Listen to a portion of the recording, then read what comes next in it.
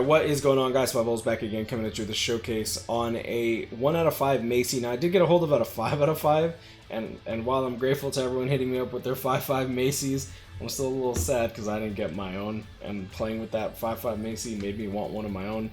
But yeah, so without further ado, let's just get right into it. 1/5 Macy, shout out to my boy Nick for letting me do this showcase. And yeah, so check it out. So she is a no affiliation unit, as well as having a no affiliation and squad 0 killer. Still relatively killers, to be honest. The squad 0 I guess could be useful in content like guild quests, especially considering that this character does have the 960 homing vortex second strong attack, like 5th anniversary Byakuya, 6th anniversary Aizen, as well as who else has the explosion? Who else has a 960 homing vortex? I'm not even gonna lie, I tend to forget that. But either way, she has the homing vortex as well as the 960 AoE part, which I think is kind of broken considering that you pretty much deal the damage of 2 strong attacks, which is fucking insane. But yeah, either way, we'll calculate that in. And yeah, so 1 out of 5, she has paralysis and weakening. Going into the skills, we have Sprinter +1, Sharpshooter, Havoc 20%. Sharpshooter, in my opinion, went up in value just because of Extreme Co-op being no longer restricted by 3rd seed. It's now 7th seed and up, which is amazing. Team Party Speed attribute, strong attack recharge, great for content like Extreme Co-op, IT Ultra. Increased normal attack damage 20%, increased strong attack damage 40% base, devastation 40%, reduced strong attack cooldown 36%, base 12%, full stamina damage boost a total of 82%.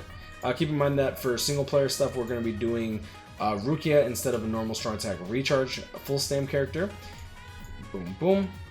Damage to paralyzed enemies and weaken enemies 40% a pop, which will add to 80%. Originally, when Yamamoto came out, we thought that it would be 40%, then 40% again, which would be a 96% damage increase if they were paralyzed and weakened. That is not the case. They actually this gets added, which is interesting. Debilitator +5 seconds, weakened defense with weakened defense statted on top of the original one, so this is going to be times 1.6 debuff instead of a 1.3 damage increase debuff. Keep in mind that weakened defense there's not really necessarily a defense, like most enemies have 0 defense. Weakened defense ends up becoming a damage multiplier unless it's content like GQ. Status element spiritual pressure boosts 80% as well, with no increased status element chance, so just keep that in mind. So let's take her into IT Ultra and see how she performs there. I've tried her out a couple times. I tend to get hit by the boss if she doesn't proc her status elements, which is unfortunate, but I mean, we can just die and use a revive candle if we really need to. That way we keep our full stam. I'm not going to bring a healer because, you know, so going into the character herself, we are going to be rocking a Chad, Momo, Sar Sadlink, and then we are going to be running the Katakaran Alpha, Fortification Pill, and Kamari. And I'm also going to be joining, with my characters, so that way I can actually just run this. We're going to be using some of his tickets, so that way he can get some potions, and he says he's not going to be logging on for the night, so that should be Gucci. Alright, so now I'm going to send my character to go seppuku real quick. And he's gone. So first strong attack, 18% magnification, first strong attack. Honestly, I expected that to proc the status element. Really, 2 of them and it didn't even proc. I'm gonna SD real quick just so that we can actually have full stam. We have 1,012 revive candles. It's so crazy how many revive candles we have. I remember back in the day, we would actually use orbs to revive. Like, that was a thing. You guys would think that it's like why would you ever do that? It's like, you kind of had to. There was no revive candles back then. And orbs were never really that crazy sparse. They weren't like a scarce resource. Like back in the day, K-Lab would come out with new 3 stars, 4 stars. We had raids coming out. We had actual new 4-star characters like Tag Team Akaku, Tag Team Toshiro when the tag team characters came out. We weren't really struggling, and don't forget we also didn't have Transcendence back then, so getting dupes, you never needed dupes ever. Like there was never a need to be like, oh, you know what? I want to get a second copy. Oh, cool, I got a second copy. If you got a second copy, it's like, ah, man, it's not the other banner character. Even if the other banner character was doo-doo and your 2 out of 5 character, it's like, who cares? So, honestly, those were kind of nice, because if you pulled a banner character after like 4 steps, or like 1,000 orbs, because you didn't have steps back then, that character was done. You never needed to worry about pulling another one ever again. Now it's like you have that mentality of, oh, I want to get her 2 out of 5. Oh, they're 4 out of 5. I want to get them 5 out of 5. Oh, you know what? I should summon because they're 4 out of 5 and 5 out of 5 would be good. I'm not gonna lie, that's the one thing that I really miss about non-Transcendence days. The game itself was pretty dog water back then, though. Like, I'm not gonna lie, a lot of even now it's kind of like rehashed material.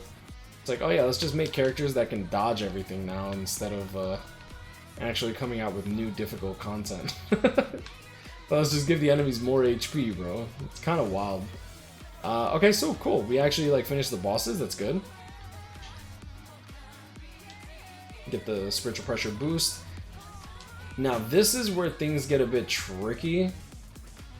Let's do that. I'm scared. I'm not even gonna lie. I'm scared of these guys because these guys will go into the boss. There you go. For strong attack. Oh, nice. Dodged. You're trash. You're trash. Your dad's trash. There you go. And let's go. I don't even have the heart to tell them that they're all gonna die. Alright, so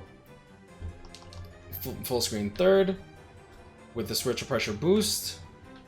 Almost able to beat the first wave of bosses. Not bad. Not bad at all for a 1 out of 5 character. Keep in mind that she only has 4 hits, so she's not really going to be getting a crazy amount of value from her damage to weaken / paralyze enemies. At max transcended, she actually does penetrate through to the next wave, and she actually, I believe, she one-shots fully the final wave in Ultra IT co-op, which is very, very impressive for a character with no bombardment. Because it's very, very few characters that have 4 hits that hit that hard to go through 3 waves of enemies. So, pretty impressive, I'm not gonna lie. So let's go into the single player IZ. I kind of did solo player IT already, and I guess I could show that clip, but I can't be bothered. I'm not even gonna lie, it wasn't even that impressive. Like we did IT co-op, which I think is much more impressive anyways. So going into IZ, we can actually get a hold of, I think, the no affiliation enemies, which is awesome. I'll do a 10 times 10 ticket run after this because, like I said, he's not going to be logging on, so I might as well burn his. I want to burn his ticket so he doesn't have to worry about it. First strong attack, easy to get your spiritual pressure boost, which is good. So we did 6. No, that's not right. Let's check out what her second strong attack does to these enemies real quick. Can I get my spiritual pressure boost? I'd like my spiritual pressure boost, thank you. Pop.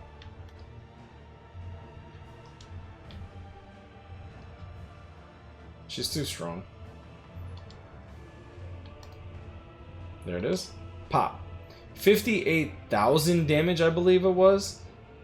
And then we're dealing 7,500 to the little enemies. So if I type in 7,500 per vortex hit, which is incredible to be honest. Let's see what we got here.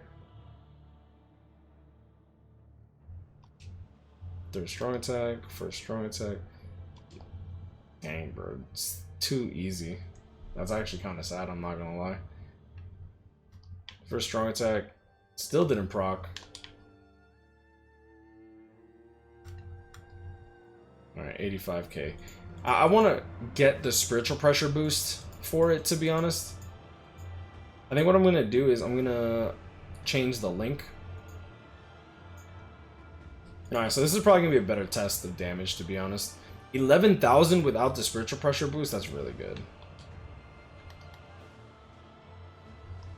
Like, keep in mind, that strong attack is not a good strong attack. That strong attack should not be dealing damage, really. 5,300, 5,400.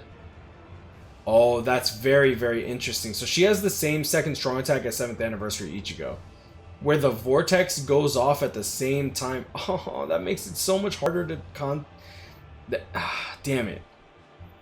That's really annoying, to be honest.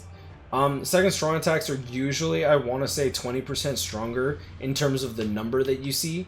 So like that 27,000 would be like 32,000, but we need to get our... It's difficult. Very, very difficult to judge. Pop. So 130,000, we can actually use that. Now that was the enemy that already had killer. 130,000 is pretty good damage. So we get 3 hits after the 130k. Then we're going to multiply it by 1.6 because that's weakened defense after the initial hit, times 1.5 for the weakening after the initial hit, times 1.8 after the damage to paralyze and weaken enemies. And we're dealing 1.68 million without adding in the original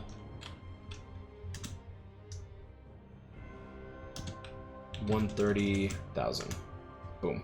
1.8 million. 1.8 million without bombardment? Really? Jeez. Okay. The reason that that's impressive is because you see... Jeez, man. Yeah, that 80% damage boost is pretty much like a free bombardment. Like, that's just wild, bro. Pop. I'm gonna see if I can get a hold of the bigger number there. So we're dealing 46,000 damage to this enemy. So I want to say that the strong attack would be something along the lines of... I really want to say like 54,000. Like 54,000 sounds pretty accurate. What I'm gonna do is I'm gonna do it here. I'm gonna stop the recording, play it back, and we can see it together. Alright, so we didn't have our spiritual pressure boost when we did that, so we're gonna actually try to get a spiritual pressure boost and then show what she can do, because I want to get the spiritual pressure boost damage in there.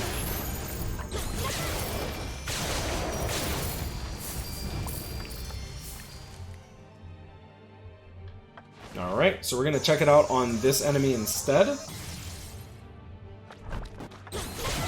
Boom. So there's the 48,000 non-crit. That's impressive, actually. And that is with killer and no status ailment. That is just straight up raw damage. That's really good. Alright, and with pretty much all this, we can actually fully slow this down, right?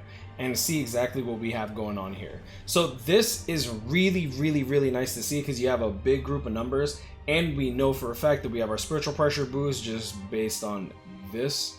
You see this little icon right here. So let's just quickly get the damage numbers in here and out of the way, right? So 48,000, this is a good baseline damage number from just the... Let me make the calculator a little bit smaller so that it fits on the screen properly. Alright, so 48,000 damage. Now this is without any status elements on the enemy. The enemy actually dies right after this. And we actually can get times 1.2 if we want to do that for the, critical. We could do a little critical. But if we want to just do baseline, because this is a 1 out of 5 showcase, let me not get ahead of myself. This is the initial hit. Multiply this by 3, and then we get 144k. If we take the 6668, multiply this by 75, we're going to be getting the vortex damage. But keep in mind, this is also critting. Assuming that we never crit, for the sake of argument, let's assume that we crit half the time, right? We have like 500 with our fortification pill, 500 focus, which is 50% crit rate. We're going to add this along with 144,000 multiplied by 1.1. Let's just assume it's 1.1 instead of 1.2. Plus 50 set. Oh my god, that's so funny that it's like perfectly together. Let me do this. So 144,000 times 1.5 and I'm dumb. My bad. It's 144,000 times 1.1. And we get 158k, right? This is relevant because this is going to be the damage that you would normally be dealing, assuming that you never proc a status element. Which, realistically speaking, on a character with Frenzy +2, you're proccing a status element, I want to say roughly every 12 to 15 hits. Every 12 to 15 hits, you should proc a status ailment. So if we take the 75 times 6668 damage and we multiply this by 1.25, that's like halfway through the vortex. plus the 158,000. Her second strong attack is dealing roughly 783,000 damage. And if you want to like go full balls to the wall, like what kind of damage this character deals if the character actually is inflicted with the status ailment to begin with, let's assume that they were inflicted with weakening and paralysis, right? That is 48,000 times 1.1. Let's assume that we're critting half the time, times 3. So 158,000 plus the 500,000. And now we're going to multiply it by 1.5 because the enemies will be weakened. Then we're going to multiply it by 1.8 because they're paralyzed and weakened. Boom. And you're getting 1.77 million on a second strong attack on a 1 out of 5 character. I personally love the 960 AoE distant second strong attack. And then adding the vortex to it is just, in my opinion, absolutely crazy. But I like seeing these types of characters to begin with. And she's literally just a better 5th anniversary Byakuya on crack. Like, it's just wild. Simple as that. If we want to go into more numbers, I'm trying to think if we need anything else. I don't think we really need anything else. I'm just gonna do one more run because I actually want to play with her one more time before I put her away and close the book on this character until Caleb decides to come out with like T30. Which, I wouldn't be surprised if Caleb comes out with T30 at some point. I don't know if I'd be opposed to it. Give me something to do. Make me want to actually play the game again, maybe. I'd like to see how my friends want to, like, if my friends will come back to the game and stuff. Because I have a lot of friends that are at the point where they don't really play this game, but a lot of them are also at the point where it's just like, they don't need a grind either. So, why grind if I don't need a grind? Mayuri. I think the Mayuri got the damage before I could. But yeah. And that is pretty much Macy in a nutshell. She's a great character. I think that Caleb did great. Now, whether or not I think that she's the best character in the game, I honestly couldn't really tell you. I get that some people are going to be in here thinking that I want to like throw shade at Bruno or Balgo or Macy. Honestly, I think that all three of these characters are great. Pulling even one of these characters in 5 steps is amazing. Trying to go for all 3 of them, I think that you probably need roughly around like 20 steps. And that could be quite expensive for people. But remember that these characters will come back, and usually the rates for these characters stay the same. Like, they're 0.5%, but usually they come out with all the old Burn the Witch characters. This time they're coming back with Christmas Burn the Witch Ninny, Noelle, the Red Bruno, the original Ninny and Noelle, and then of course the best Burn the Witch character in the game, our Book Ichigo.